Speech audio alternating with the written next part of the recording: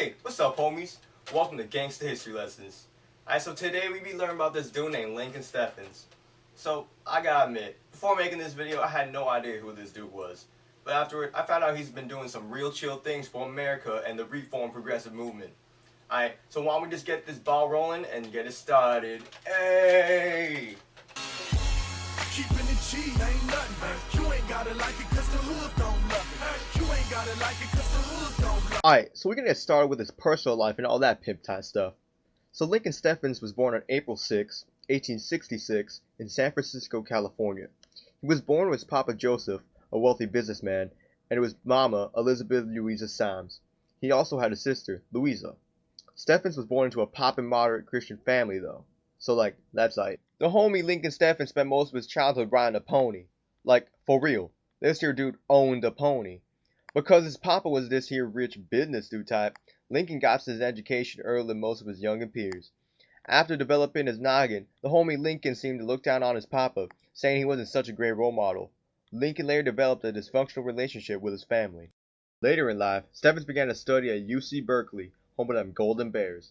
He later graduated in that young class in 1889 and studied abroad in Germany studying psychology, philosophy, and art history.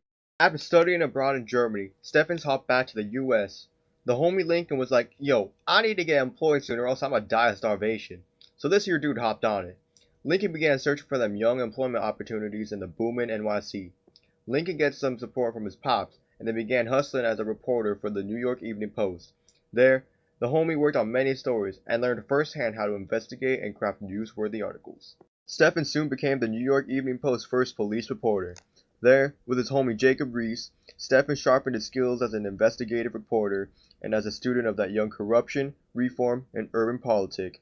His journalism skills learned at that job helped him in the future. Also, Steffens also befriended some young police commissioner named Theodore Roosevelt. That's tight, I guess. After working at the New York Evening Post for like 9 years, Steffens gets an offer from the first magazine. He was like, yo, thanks and all, but I like my job. But then the following fall, he bounced. Ice cold, Lincoln, ice cold. However, the homie soon found out that journalism was his vocation. He was exposed to the journalism that would open the eyes of America to that dirty corruption they'd always been blind to before. Steffens began his writing for McClure, with his collection of articles that would later be published as The Shame of Cities in 1904 and The Struggle for Self-Government in 1906.